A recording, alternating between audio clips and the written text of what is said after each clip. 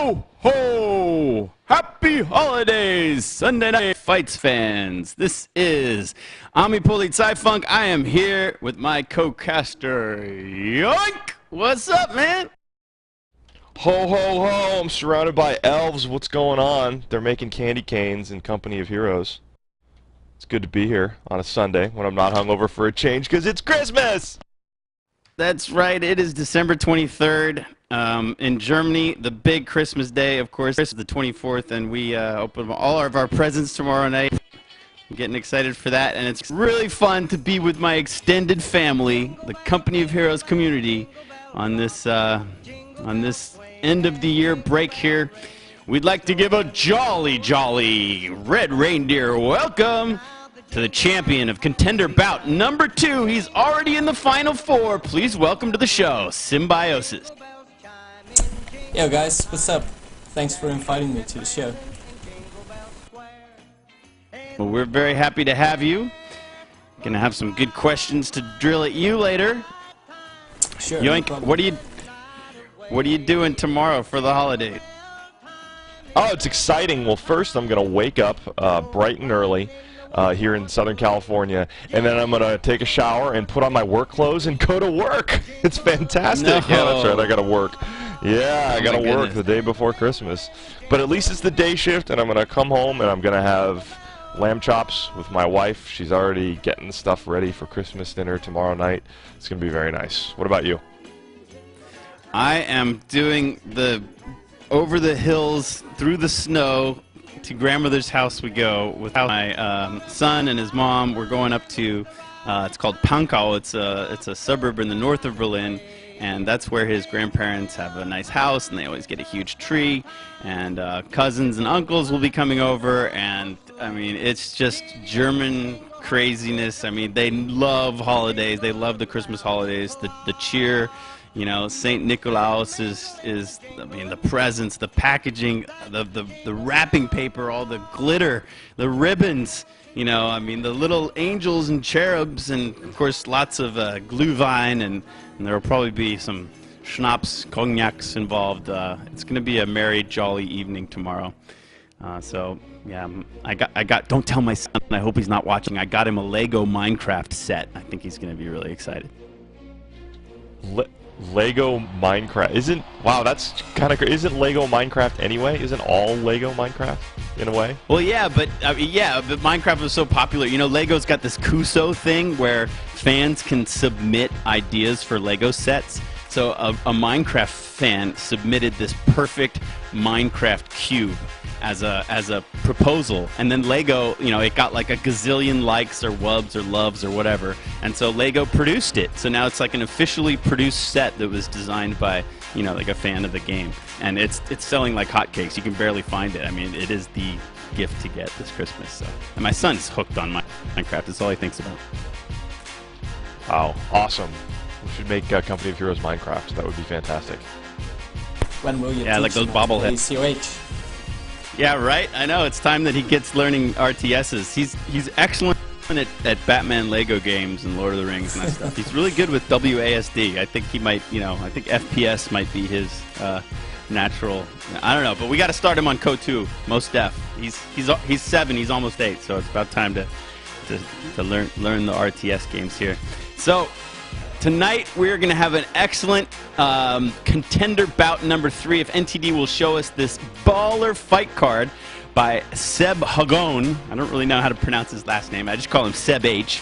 And he's doing these fight cards for us. And here we see Twister, the kid, the Cinderella man, versus Aliage Fir3ball, the Sunday Night Fights Season 3 champion and veteran of this game.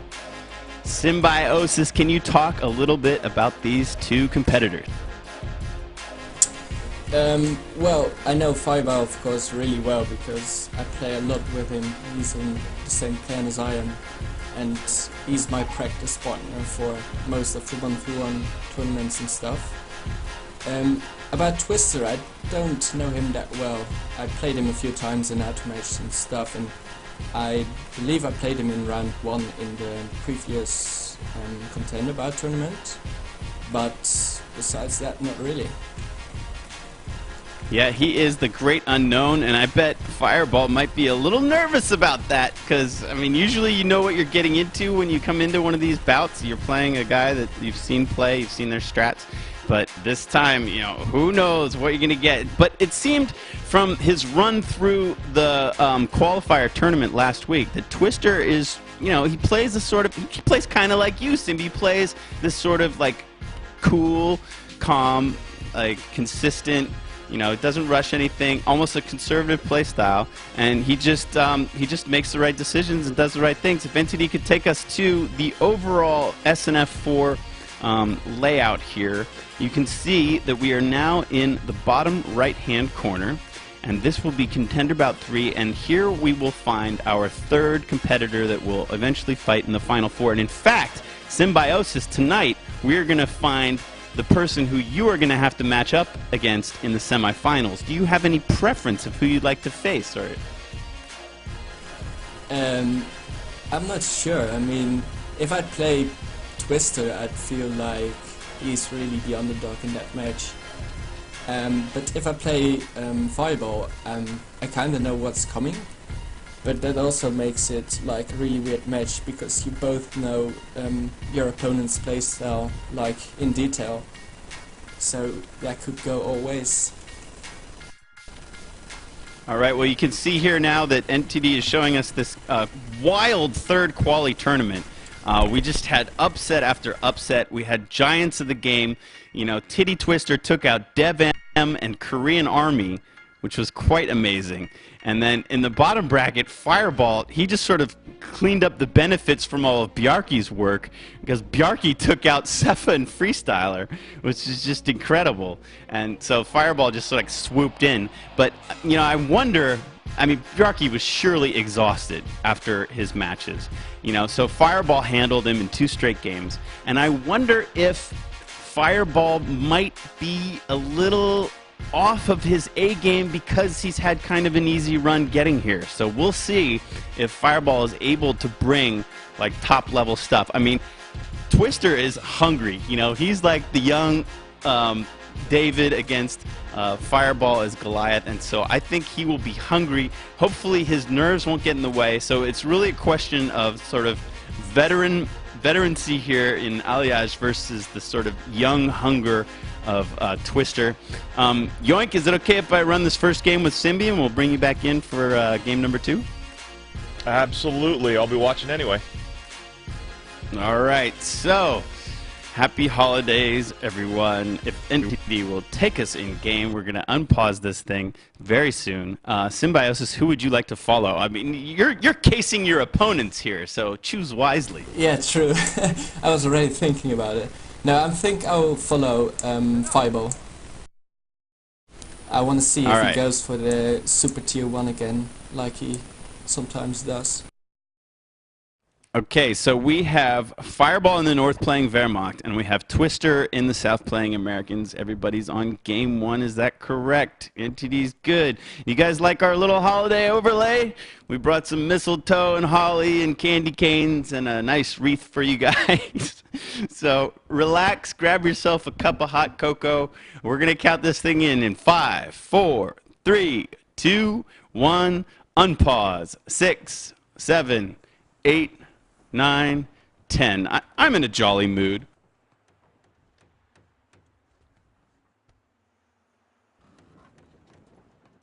Well, it's Christmas, I think everyone is. Well, not everyone. I mean, you know, well, with the highs everyone. come the lows. You know, Christmas is like high suicide rate. You know, it's if you don't have family nearby, it can be pretty depressing. But yeah, I gotta say, I'm just, you know, so happy that my family is healthy, and I hope that we have healthy families out there with our viewers, and you guys are gonna enjoy your days, no matter which holiday you celebrate. Hopefully, people are feeling the spirit today, and you know, with all that goodwill, how about some blood, guts, death, and destruction to go along with it?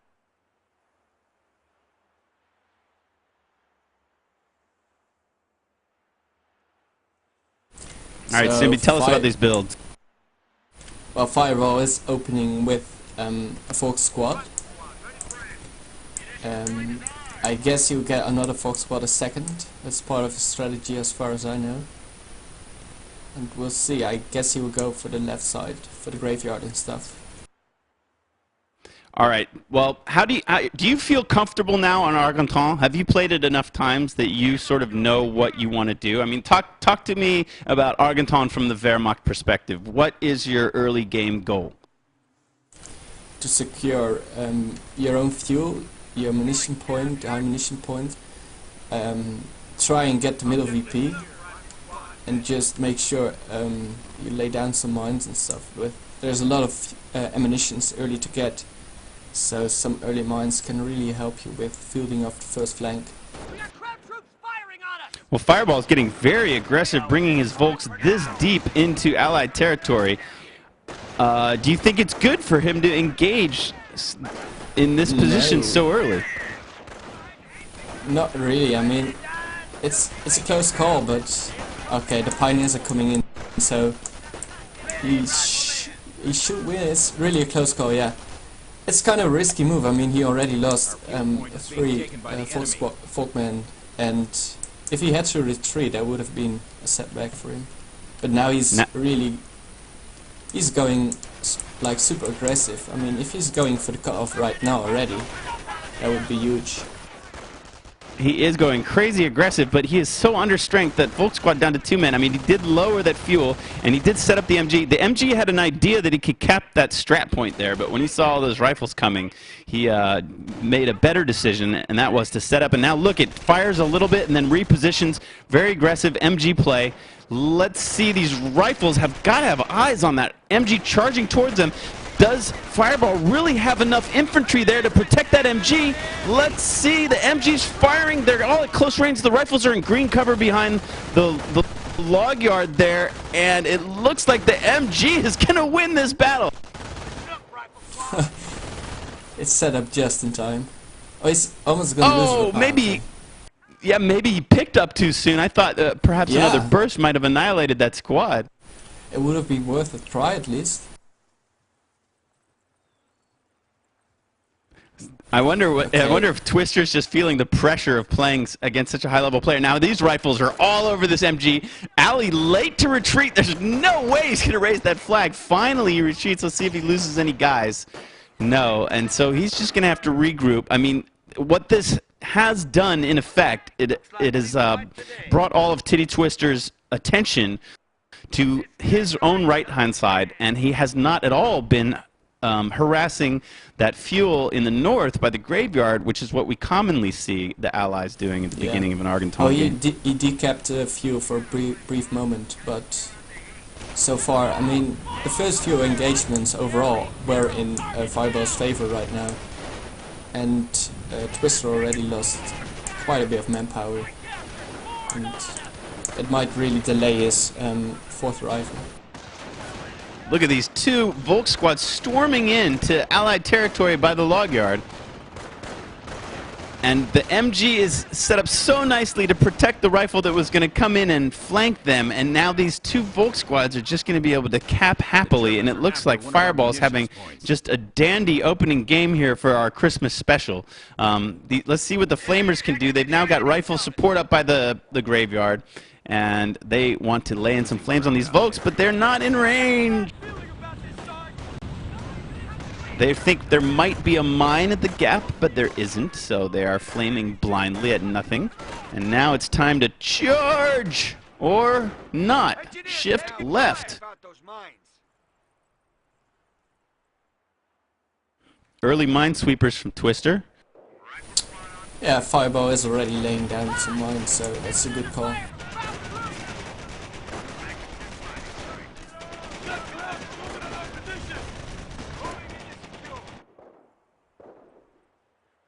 So how do you like to play Argenton as allies? It's... I'm not sure. I think it's slightly more favorable for Wehrmacht, but it's okay to play. I mean, you can still go for faster mate or for like bar and early aggression. And because it's still quite open, I like to go for bars. and try for the flank. Try and go for the flank. So I have to put this to you. We might as well get it out of the way early. But what happened in contender bout number 1 against Aimstrong? I'm not sure. Game 1 was a good game from my side, and I kind of had the feeling I should have won that one, but I had dinner in between game 1 and 2, and game 2 was horrible. Uh-oh.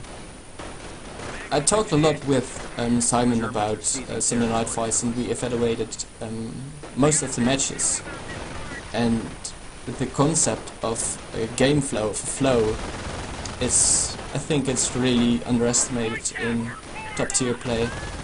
It's really important, especially for a player like me who loves long games, long endurance battles. So you can just get into your flow and keep on going, and the adrenaline and, well, just everything will get you will keep you focused, even for a long time. And if you can get in that flow and play your top play for a long time, then you are truly a good player. And is there,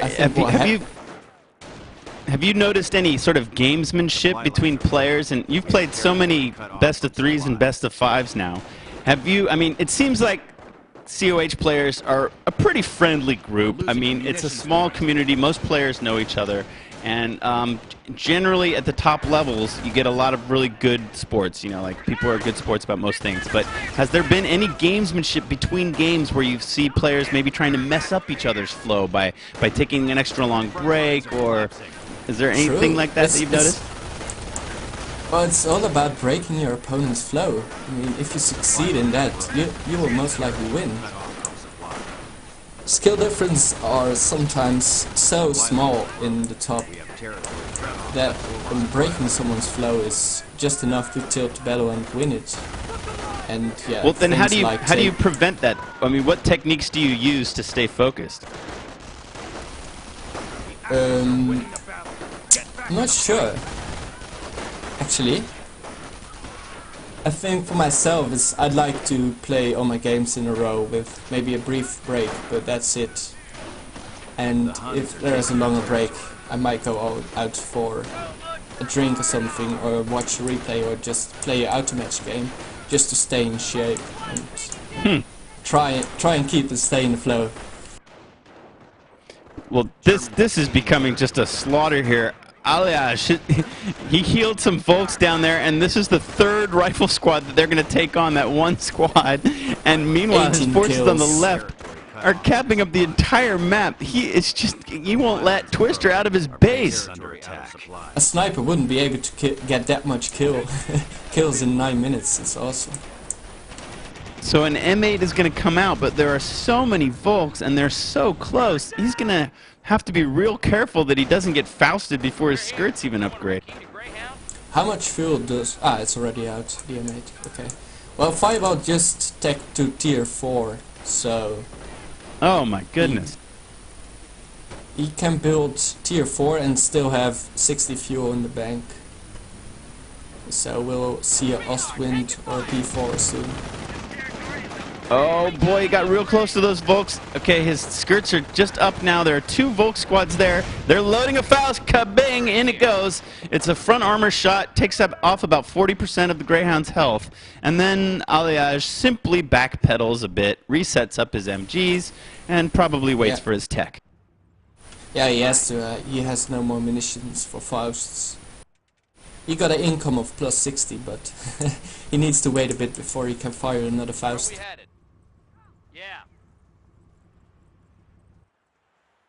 People in the chat are already predicting a 3-0 for the veteran. Hope it doesn't go down like that. We want to see a good Christmas battle here.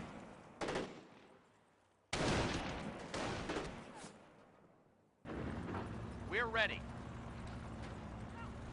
The M8 is back to full health. Did Twister lost the rival at one point, or We're down to 300 points. did he Well, just he's got start it 4. with 3? Oh, you got I missed one. He has 4. I don't know where one's hiding, but yeah. He In the hasn't house, lost any that's rifles. why. He's come very close many times. Yeah, true. he might have a little window here before we see what I imagine will be an Ostwind to get some capping in. I don't know, Fire, it's just a matter of manpower before you, yeah. He just started an Ostwind. So the Ostwind will own the M8. Twister's really got to save his manpower and try to get an AT gun out. I mean, he must sense danger. We haven't seen any tier 2 or tier 3 units, so he's got to be a little nervous. What's our plan? Yeah. Is he researching stickies or anything? No. And Okay. he now has the manpower to start an AT gun, but he hasn't done it yet. Oh man, it's gonna be late. He's just worrying about microing and trying to secure his side of the map. Perhaps he doesn't perceive how much danger he's already in. Hi. He's got 320 manpower. He's reinforcing rifle. Germans are Still nothing cooking in the motor pool. Here comes the Ostwind is Ostwind. out.